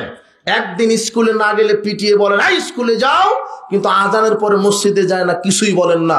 আপনি যদি কাপুরুষ না হন, তাহলে কাপুরুষ কে হতে পারে? আর আশ্চর্য কথা। পিটিয়ে মসজিদে নিয়ে যেতে হবে যখন 10 বছর বয়স। এটা হলো বাপ, এটা হলো পুরুষত্ব। এই জন্য আল্লাহ নবী বলছেন পুরুষ হলে বিবাহ করো, না হলে করো না। সিয়াম রেখে রেখে যৌবনকে শেষ করে দাও, যেহেতু তোমার পুরুষত্ব নেই। এইভাবে মুহাম্মদ সাল্লাল্লাহু আলাইহি ওয়াসাল্লাম বুখারী মুসলিমের হাদিসে বলেন, যুবক তুমি কি জবাব দিবে? বিচারের মাঠে তুমি তোমার যৌবনকাল কিভাবে ব্যয় করছো? শোনো, পৃথিবীর ইতিহাসে ইসলামকে প্রচার প্রতিষ্ঠার জন্য সাহাবীগণের অতুলনীয় দৃষ্টান্ত রয়েছে। সাহাবীগণ তাদের অনেক কিছু ত্যাগ স্বীকার করে, নিজের জীবনকে বাজি রেখে, সম্পদকে বিলিয়ে দিয়ে দিন প্রচারের কাজে নিজের ঝুঁকি নিয়ে, জীবনের শহীদি তামান্না নিয়ে রাস্তায় মাঠে ময়দানে কাজ করেছে। তুমি কি করো? 7 শ্রেণীর লোককে যে আল্লাহ আরশের নিচে জায়গা দিবেন, তার একটা তো তুমি আছো, যুবক। যেই যুবক তার সারা জীবন কারানুগত্য করেছে আল্লাহ। আজ থেকে তওবা করো, কোনোদিন মুখে মাদক দিবে না। আল্লাহ তোমাকে হেদায়েত দান করো। গান বাজনার আড্ডাতে যেও না। এই তো যুবক আছো, আল্লাহ বাঁচিয়ে রাখলে 2 দিন পরে চামড়া ঘুষ পড়ে যাবে তোমার, বৃদ্ধ হয়ে যাওয়া, কবরে যেতে হবে। তুমি 31 নাইট, পয়লা বৈশাখ বিবাহ অনুষ্ঠানে একেবারে বাদ্যযন্ত্র বাজিয়ে মাটি কাঁপিয়ে দিচ্ছ, তাই না? তুমি মরে দেখো মাটি তোমাকে কিভাবে কাঁপায়। তোমাকে মাটি কাঁপাবে। আজকে যেভাবে তুমি পটকাবাজি, আতশবাজি করে, গান বাজনা করে মাটি কাঁপিয়ে দিচ্ছ, মাটি তোমাকে কাঁপাবে। দুনিয়াতে আর্মি, পুলিশ, র্যাব কি স্যালুট দেয়, মরে দেখো ফেরেশতার স্যালুট কত প্রকার, ভালোভাবে টের পাবা। খুব কঠিন। কবরকে ভয় করো, কবরের শাস্তিকে ভয় করো, জাহান্নামকে ভয় করো, আল্লাহকে ভয় করো। আল্লাহ সর্বশক্তিমান, বিচারের মাঠে ধরবেন যৌবনকালের হিসাব। সাবধান হে যুব সমাজ, তোমার যৌবনকালকে তুমি ইসলামের আলোকে মূল্যায়ন করো। আল্লাহ তোমাকে হেদায়েত দান করুন। 3 রাজুলুন কলবুহু মুআল্লাকুন ফিল মাসাজিদ। ওই ব্যক্তিকে আল্লাহ আরশের নিচে জায়গা দিবেন। কোন ব্যক্তি? যে ব্যক্তির অন্তরটা সবসময় মসজিদের সাথে ঝুলন্ত। কিসের সাথে? মসজিদ। যখনই সালাত আদায় করে বাড়িতে আসা, আবার চিন্তা করে, আহা জোহরের সালাত আদায় করলাম, আবার কখন আসর হবে, কখন মসজিদে যাব, সব সময় মসজিদ মুখী। এমন ব্যক্তিকে আল্লাহ আরশের নিচে জায়গা করে দিবেন। 4 ওয়ারাজুলানে তাহাব্বান ফিল্লাহ ইসতামা আলাইহি ওয়া তাফরাকা আলাইহি। ওই 2 বন্ধুকে, যেই 2 বন্ধু আল্লাহর জন্য পরস্পরকে ভালোবাসে আর আল্লাহর জন্য সম্পর্ক ছিন্ন করে। এই ব্যাখ্যা আমি তোমাকে কি দিয়ে বুঝাবো? আল্লাহর জন্য পরস্পরকে ভালোবাসা মানে, বন্ধু তুমি যদি সালাত আদায় না করো তোমার সাথে ঘুরবো না, বুঝেননি মনে হয়? তুমি যদি ইসলামের আদর্শ না মানো, রাসূল সাল্লাল্লাহু আলাইহি ওয়াসাল্লামের আদর্শ না মানো, তোমার সাথে আমার ঘোরা সম্ভব নয়।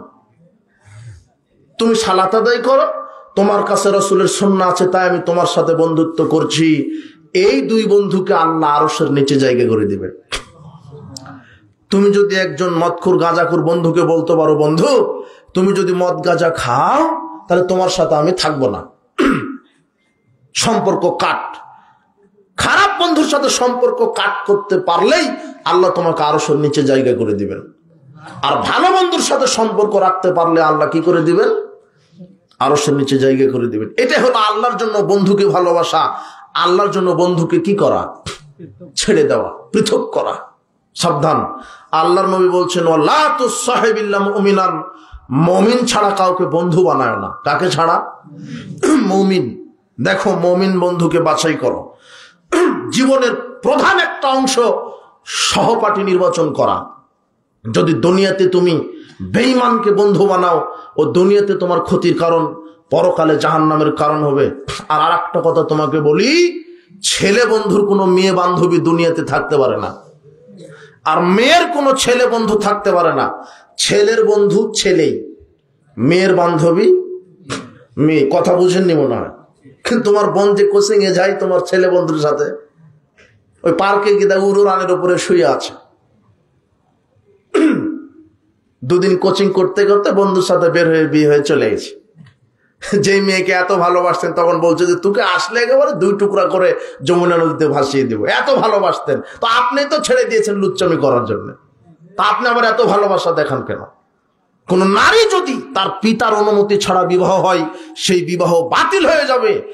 10 সন্তানের জননীয় যদি হয়, বিবাহের অনুমতি ছাড়া যদি কোনো নারী, কোনো মেয়ে কোনো পরপুরুষের হাত ধরে চলে গিয়ে কোর্টে বিবাহ করে, কোর্টের বিবাহ নিষ্ফল, কোর্টের বিবাহ হয়নি, নাজায়েজ, কোর্টের বিবাহ বাতিল। একজন মেয়ের বিবাহ জায়েজ হওয়ার জন্য কার অনুমতি জরুরি? পিতার, মায়ের না। মায়ের 5 পয়সার অনুমতি লাগবে না। কার অনুমতি লাগবে? বাপের। বাপ বলবে ঠিক আছে আমি অনুমতি দিলাম।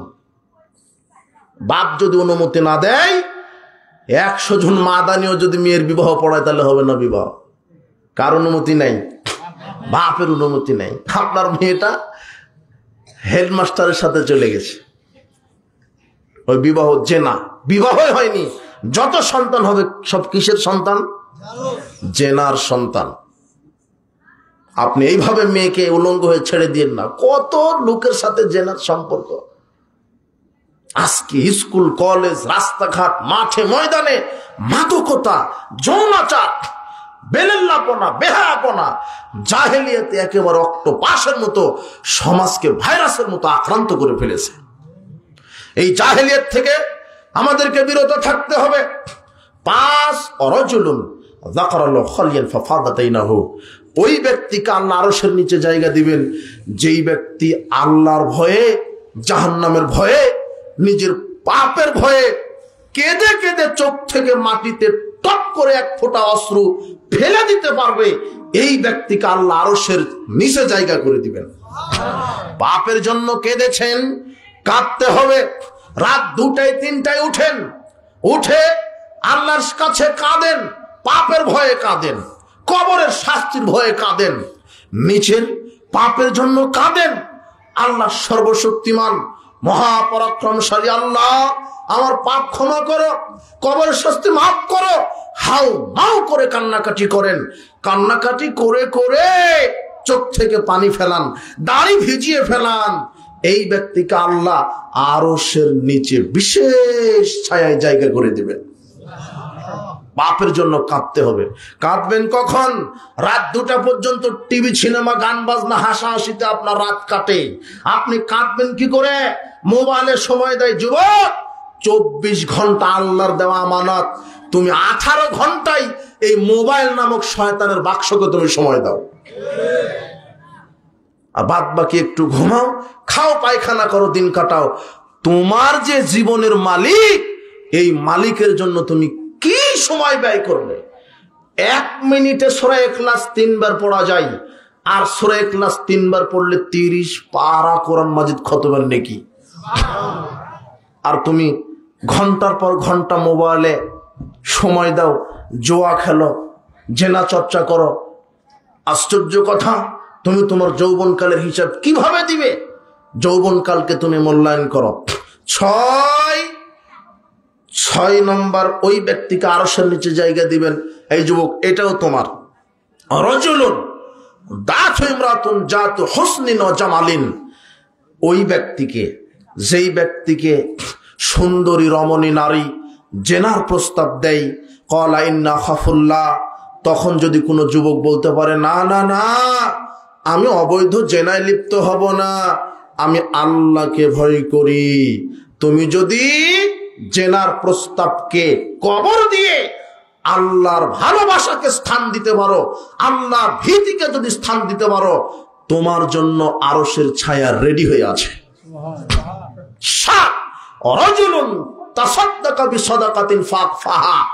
ওই ব্যক্তিকে আরশের নিচে জায়গা দিবেন যে গোপনে দান করে, যে গোপনে আল্লাহকে খুশি করার জন্য দান করে। গোপনে যারা দান সদ্গা করে এদেরকে আরশের নিচে জায়গা করে দিবেন। যুবক, তোমাকে কয়েকটা মিনিট আমি এটা বলি যে ইসলাম প্রচার প্রতিষ্ঠার জন্য যুবকদের অনেক ভূমিকা। যুবক রক্ত দিবে ইসলামের উপরে, জাহেলিয়াতের উপরে নয়। তোমাকে দৃষ্টান্ত দেখাই, পৃথিবীর ইতিহাসে ইসলামকে প্রচার প্রতিষ্ঠা করতে গিয়ে সাহাবায়ে কেরাম, নবী করিম সাল্লাল্লাহু আলাইহি সাল্লাম, অন্যান্য নবীগণ তাদের জান মালের কুরবানি দিয়েছেন। ইব্রাহিম আলাইহিস সালামের সন্তান, বড় সন্তান ইসমাইল আলাইহিস সালাম, তার ধৈর্যটা তুমি দেখো। ইসমাইল আলাইহিস সালামের মতো ধৈর্যের পরিচয় তোমাকে দিতে হবে।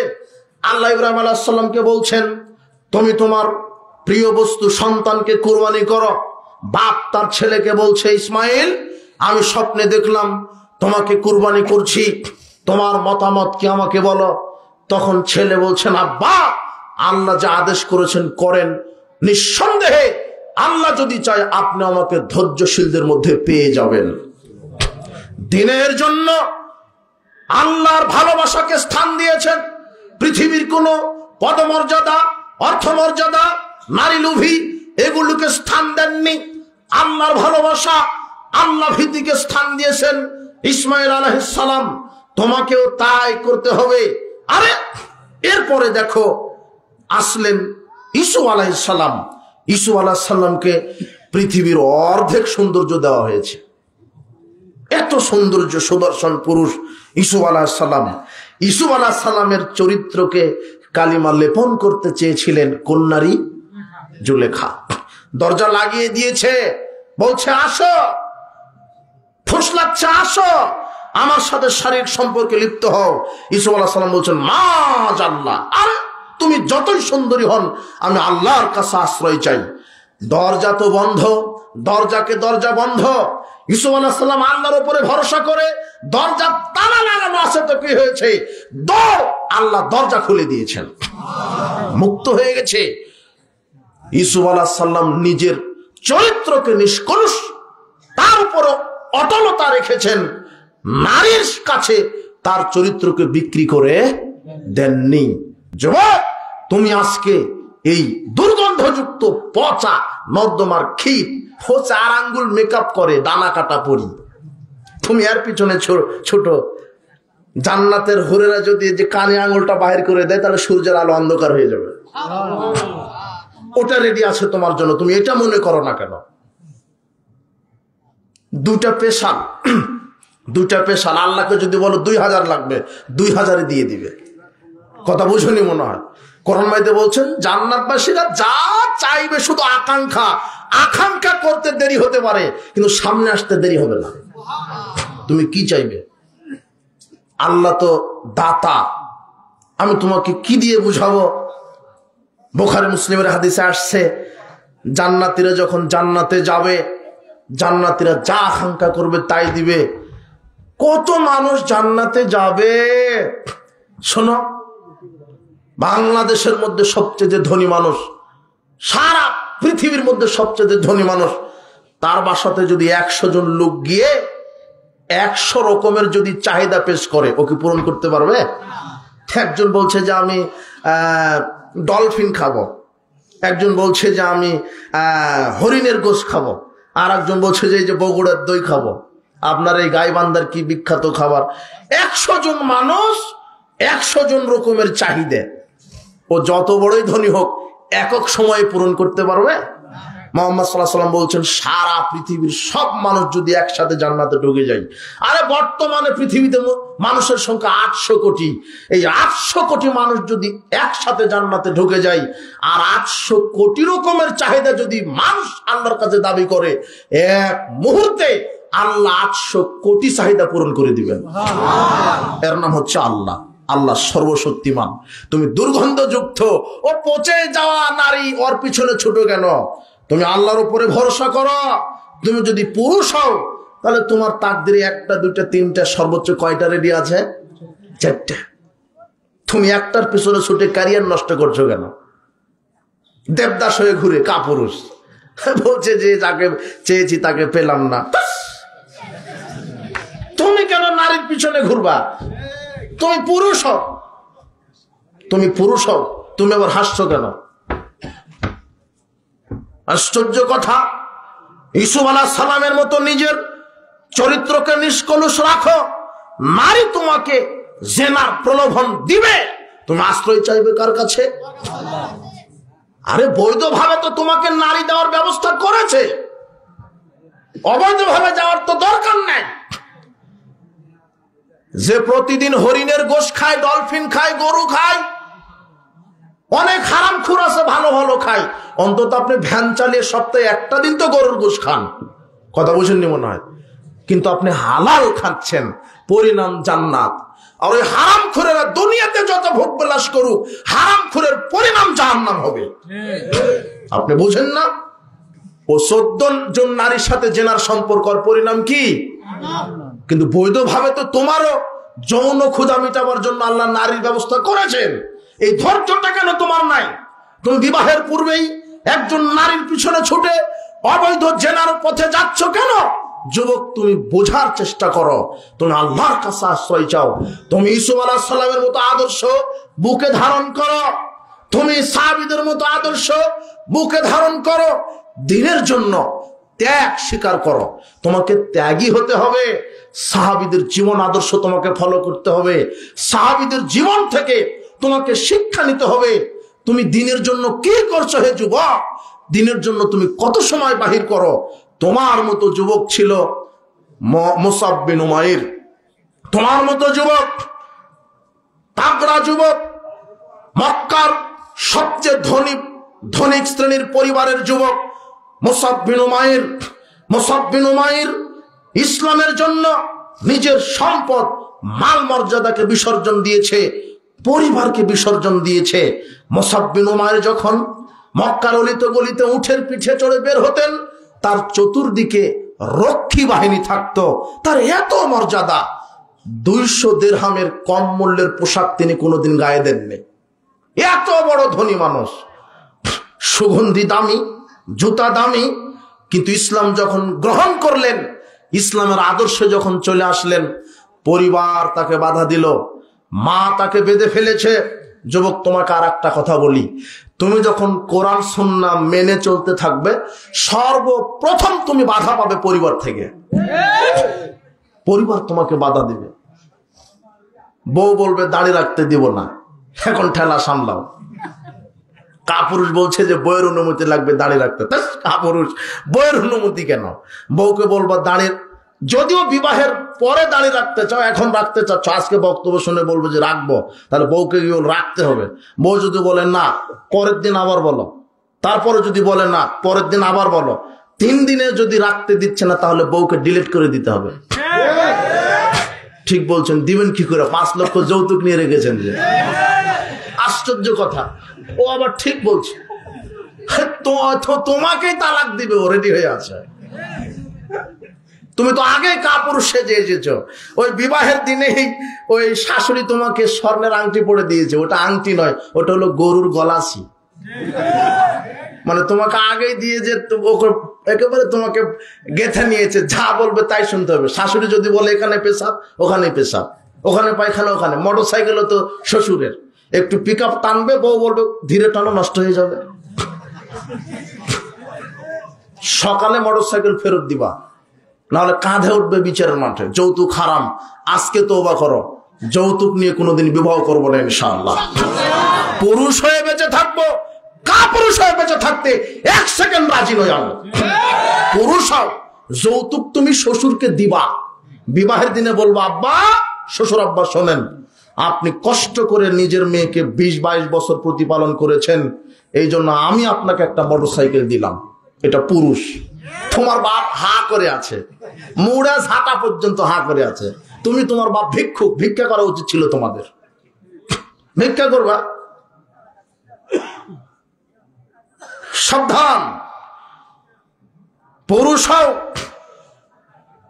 নিজের যৌবনকে মূল্যায়ন করো, দাড়ি ছেড়ে দাও, ইসলামী লেবাস পরো। তুমি যদি এই কাজগুলি করো, পরিবার থেকে বাধা দিবে। তোমার মা বলবে যে এখন তোর দাড়ি রাখার বয়স হয়েছে, এখন দাড়ি রাখবি কেন? বাপ বাধা দিবে, পরিবার থেকে বাধা পাবে তুমি, এরপরে বাধা পাবে সমাজ থেকে। তুমি যখন কোরআন সুন্নাহর আলোকে আমল করবে, সমাজ তোমাকে মিথ্যা অপবাদ দিবে, বলবে ফিতনাবাজ।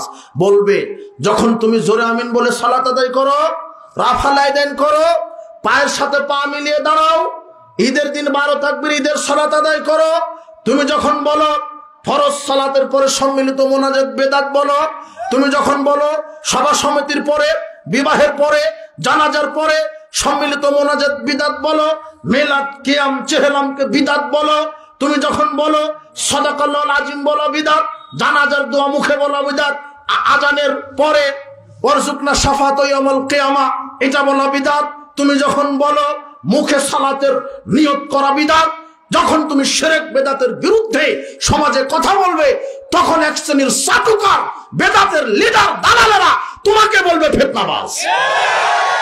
সমাজ তোমাকে বাধা দিবে, সমাজ তোমাকে কোরআন সুন্নাহ মানার কারণে জোরে আমিন বলেছ মসজিদ থেকে বাহির করে দিবে। রাফাল আইদান করো, আউয়াল ওয়াক্তে সালাত আদায় করো, এরা মসজিদ ভাঙবে। এই বেদাতি মোল্লারা এত ইবলিশের দালাল, এরা যদি সুযোগ পায় কাবা ঘর ভেঙে দেওয়ার জন্য চলে যাবে। এরা কাবা ঘরে জোরে আমিন হয়, কাবা ঘরে 12 তাকবীরের সালাত হয়, কাবা ঘরে আউয়াল ওয়াক্তে সালাত হয়, কাবা ঘরে রাফাল আইদান করে সালাত হয়, কাবা ঘরে পায়ের সাথে পা মিলিয়ে দাঁড়িয়ে সালাত হয়। তুমি সমাজে সুন্নাহকে বাস্তবায়ন যখন করবে, তখন বলবে এই যে ইহুদি খ্রিস্টানের দালাল হয়ে গেছে, কিন্তু আসলে ও কিন্তু অরিজিনাল দালাল। সাবধান, কোরআন সুন্নাহ মানতে গেলে পরিবার থেকে বাধা পাবে। দ্বিতীয় কোথায় থেকে? সমাজ থেকে। তৃতীয় এক শ্রেণীর ধর্ম নেতা থেকে তুমি বাধা পাবে। ধর্ম নেতারাই বলবে ফিতনা লাগায়ও না। এই ধর্ম নেতারা ক্ষমতার লোভে, চেয়ারের লোভে, এদের আল্লাহর উপরে ভরসা নাই, ইমানের উপরে ভরসা নাই, মণ্ডপ পাহারা দেওয়ার উপরে, এদের নেতৃত্বের উপরে ভরসা হয়ে গেছে। মণ্ডপ পাহারা দিতে হবে, ইমানের উপরে ভরসা নাই, আল্লাহর উপরে ভরসা নাই। এরাই বাধা দিবে। আলেম হলো, পৃথিবীতে আছে 3 প্রকারের আলেম। কয় প্রকার? একটা হলো সরকারি আলেম, একটা হচ্ছে তরকারি আলেম, আর একটা হচ্ছে দরকারি আলেম। কয় শ্রেণীর আলেম হলো?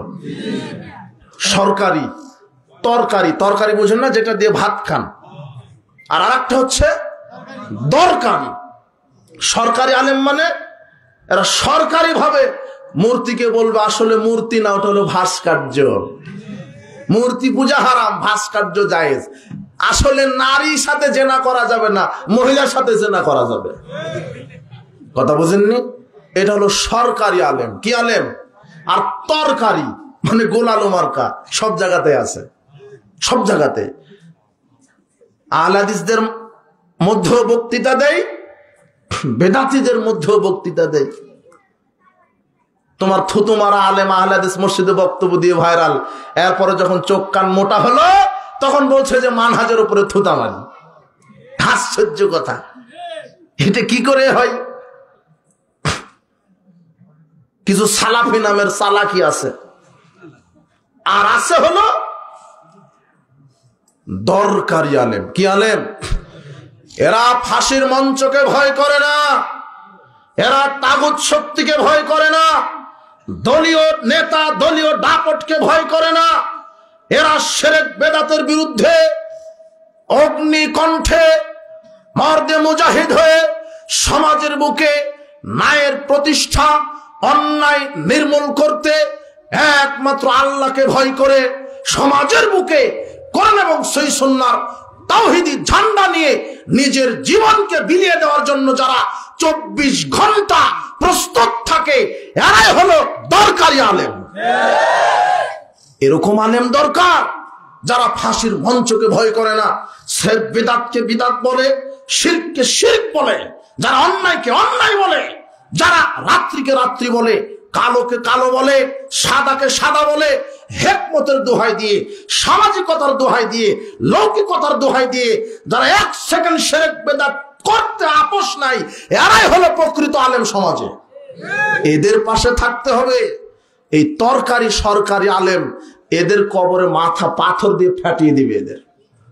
বুখারী মুসলিমের হাদিস। এই জন্য সাবধান, এই বেদাতি এদেরকে আশ্রয় দিবেন না।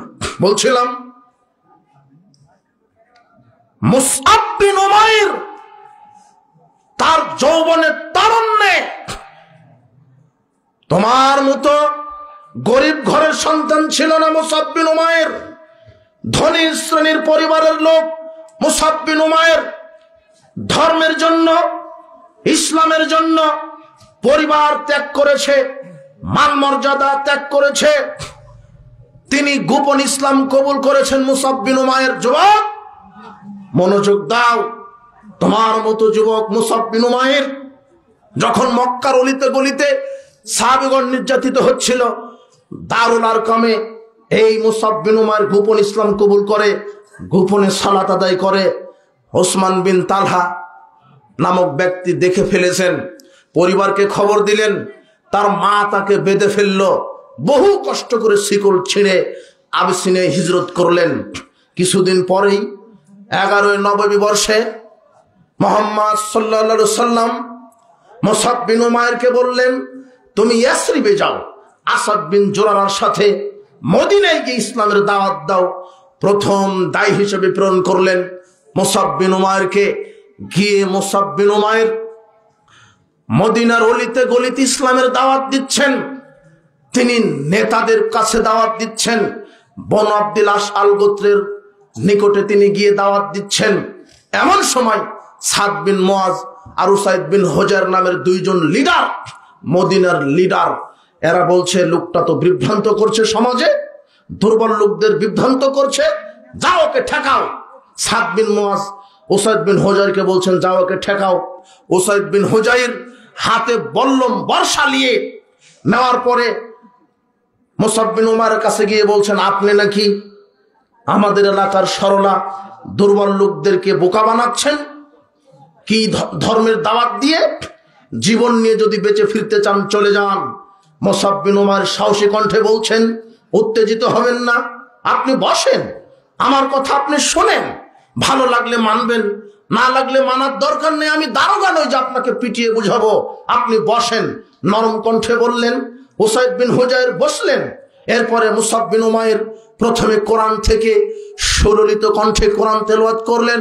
কোরআন তেলাওয়াত শুনে, কোরআন আয়াত শুনে উসাইদ বিন হুজাইরের অন্তরটা ঠান্ডা হয়ে গেল, গলে গেল। এরপরে মুসাব বিন উমাইর বলছেন, আমরা এই দাওয়াতটা দিই এক আল্লাহর দাওয়াত। আল্লাহ অনেকজন নয়, বহু মাবুদ নয়, এক মাবুদ, তাকে সেজদা দিতে হবে, একমাত্র আল্লাহর বিধান মেনে চলতে হবে, তার কাছে দোয়া প্রার্থনা। কবর খানকা মাজার মানুষের কোনো উপকার করতে পারে না, পীর কোনো উপকার করতে পারে না। আরে পীর কি উপকার করবে? মরা পীর বলেন, জীবিত পীর বলেন, সারা পৃথিবীর সব পীর যদি একত্রিত হয়, এরা একত্রিত হয়ে যদি প্রচেষ্টা চালায়, মানুষের একটা সাদা চুলকে কালো বানানোর ক্ষমতা রাখবে না, কালো চুলকে সাদা করার ক্ষমতা রাখবে না। তো এই পীরের ক্ষমতা জি না। মুসাব বিন উমাইর বলছে, মূর্তি কোনো ক্ষমতা রাখে না। মূর্তির নামে কুরবানি করবেন কেন? মূর্তির সামনে সেজদা দিবেন কেন? সেজদা আল্লাহর জন্য হতে হবে, যিনি আমাদের স্রষ্টা। কুরবানি আল্লাহর জন্য, মানত, দোয়া প্রার্থনা, সন্তান, রিজিক সবকিছু আল্লাহর কাছে চাইতে হবে। তখন উসাইদ বিন হুজাইর বলছে, কথা তো ভালো, কেন আমি বিরোধিতা করছি? এদের কথা তো ভালোই। উসাইদ বিন হুজাইর তিনি ওই সময়তে ওখানেই কালেমা শাহাদাত পাঠ করে মুসলিম হয়ে গেলেন। এরপরে পাঠিয়ে দিলেন সাদ বিন মুআজকে, আরেকজন নেতাকে, যে আপনি যান। সাদ বিন মুআজ গিয়ে অনুরূপ ভাষায় মুসাব বিন উমাইর সাদ বিন মুআজকে বক্তব্য শুনিয়ে দিলেন। সাদ বিন মুআজ বলছে, আমি তো অপবিত্র, আমি ইসলাম কবুল করব।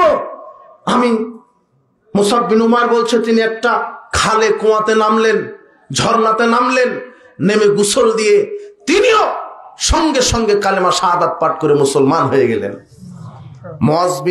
সাদ বিন মুআজ খুব সম্ভ্রান্ত নেতা ছিলেন। তিনি বনু আব্দুল আশআল গোত্রে গিয়ে বলছেন, শোনো, আমার গোত্রের লোকেরা হাজার হাজার লোক, সবাইকে একত্রিত করে বলছেন, শোনো, আমি তোমাদের কাছে কেমন? সবাই বলছে, আপনি তো বিশ্বস্ত, আমরা আপনাকে মানি।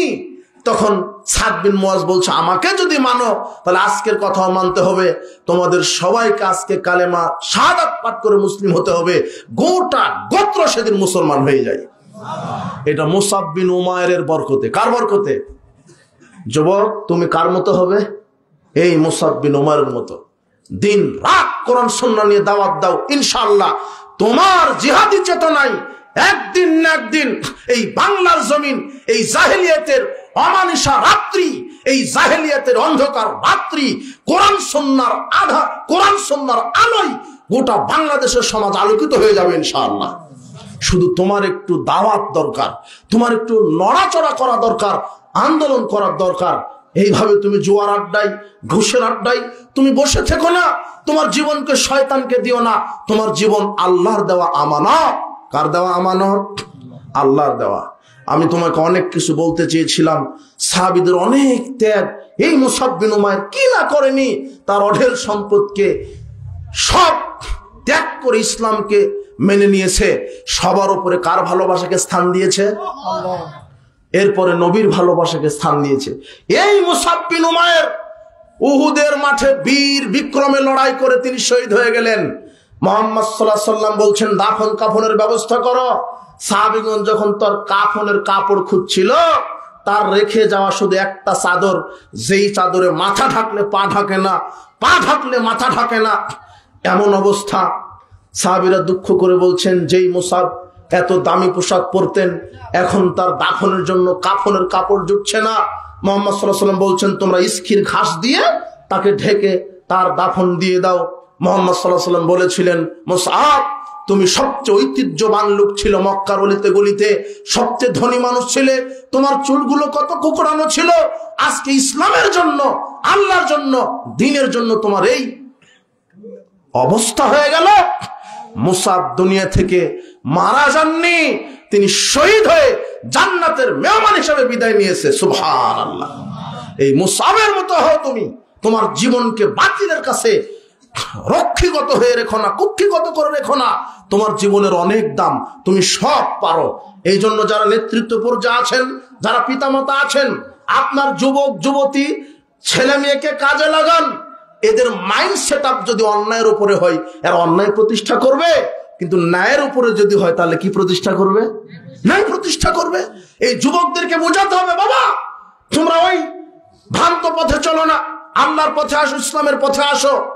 এইভাবে খালিদ বিন ওলীদের মতো হও, মুসাব বিন উমারের মতো হও, খাব্বাব বিন আরাতের মতো হও, খুবাব বিন আদির মতো হও, আব্দুল্লাহ জুল বাজাদাইনের মতো হও, ওমরের মতো হও, আবু বকর রাদিয়াল্লাহু তাআলা আনহুম আলাইহিম আজমাইন। এই সাহাবীদের মতো আদর্শ ধারণ করো, যারা অন্যায়ের বিরুদ্ধে লড়েছে, ন্যায়ের পক্ষে থেকেছে। হে যুব সমাজ, আজকে আমরা তোমাদেরকে উদাত্ত আহ্বান জানাই, জাহেলিয়াতকে সমাজের বুক থেকে ঝেড়ে ফেলে দাও, রক্ত পরিবর্তন করো, দুর্গন্ধ ইসলামের রক্ত, ইব্রাহিমের রক্ত শরীরে ঢুকিয়ে জিন্দা দিল এই জীবনের যৌবনের তেজে তেজে দীপ্ত শক্তি নিয়ে তুমি সামনের দিকে এগোও। আল্লাহ তোমাকে আল্লাহর সেনাবাহিনী হিসেবে কবুল করুন, আল্লাহ তোমাকে ইসলামের সৈনিক হিসেবে কবুল করুন। বারাকাল্লাহু ফিকুম। সংক্ষেপে যুবক তোমাদেরকে বলছি, যে কোনো মূল্যে 5 ওয়াক্ত সালাত আজকে তওবা করো। আল্লাহ যা হয়েছে হয়েছে, 5 ওয়াক্ত সালাত। যে 5 ওয়াক্ত সালাত আদায় করে না সে মুসলিম নয়। 5 ওয়াক্ত সালাত ফরজ যে কোনো মূল্যে। 2, যে কোনো মূল্যে কাবিরা গুনাহ ত্যাগ করবে। মদ খাওয়া, গাঁজা খাওয়া, জুয়া খেলা, মিথ্যা কথা বলা, মানুষকে ঠকানো, হত্যা করা, চুরি করা, গান বাজনা শ্রবণ করা, সুদ ঘুষ খাওয়া, গীবত করা, যে কোনো মূল্যে কাবিরা গুনাহ ত্যাগ করো। 3, যে কোনো মূল্যে তোমাকে হারাম থেকে বেঁচে থাকতে হবে। হারাম দেহ জান্নাতে যাবে না, সাবধান। 4, আল্লাহর ফরজ ইবাদতের পাবন্দি করো। অন্তত ফরজ 5 ওয়াক্ত সালাত, ফরজ সিয়াম, ফরজ হজ, অন্তত ফরজ ইবাদতের পাবন্দি হও। 5, যার নাম মানুষ, তার সাথে ভালো আচরণ করবে। ও মুচিমাতর হোক, ইহুদি খ্রিস্টান, হিন্দু হোক, মুসলিম হোক, প্রতিবেশী হোক, দূর প্রতিবেশী হোক, যার নাম মানুষ, তার সাথে তুমি কি করবে? 6, কোরআন মাজিদটা শিখে নিবে অর্থ সহ। কোরআনের প্রত্যেকটা লাইন মানুষকে স্বর্ণের টুকরা বানিয়ে দিতে পারে। সাহাবীরা কোরআন শিক্ষা করে তারা আল্লাহর সান্নিধ্যে চলে গেছে। এই 6টি কাজ তুমি করো, অবশ্যই আল্লাহ তোমাকে করার তৌফিক দান করুন, জান্নাত হবে ইনশাআল্লাহ। বারাকাল্লাহু ফিকুম। আজকের যে ইসলামী সম্মেলন যারা আয়োজন করেছেন, আল্লাহ তাদেরকে বারাকা দান করুন। যারা এসেছেন যত নারী পুরুষ, আল্লাহ তুমি তাদেরকে বারাকা দান করো, তাদের পাপ ক্ষমা করো, তাদের কর্মে বারাকা দান করো। যাদের পিতামাতা অসুস্থ, আরোগ্যতা দান করো। যাদের পিতামাতা মারা গেছেন, কবর শাস্তি মাফ করো। আল্লাহ আমাদের মধ্যে আমরা যারা অসুস্থ, তুমি আমাদের অসুস্থতাকে তুমি আরোগ্যতায় পরিণত করো। যারা যে যেখান থেকে এসেছে, আল্লাহ তুমি তাদের সফরকে নিরাপদময় করে দাও, পরিবারকে নিরাপদময় করে দাও। আল্লাহ তুমি আমাদেরকে ঈমান নিয়ে কবর যাওয়ার তৌফিক দান করো। আজকের ইসলামী সম্মেলনকে কিয়ামতের দিন নাজাতের উসিলা হিসেবে কবুল করো। সুবহানাকা আল্লাহুম্মা ওয়া বিহামদিক, আশহাদু আল্লা ইলাহা ইল্লা আনতা, আস্তাগফিরুকা ওয়া আতুবু ইলাইক। আসসালামু আলাইকুম ওয়া রাহমাতুল্লাহি ওয়া বারাকাতুহু।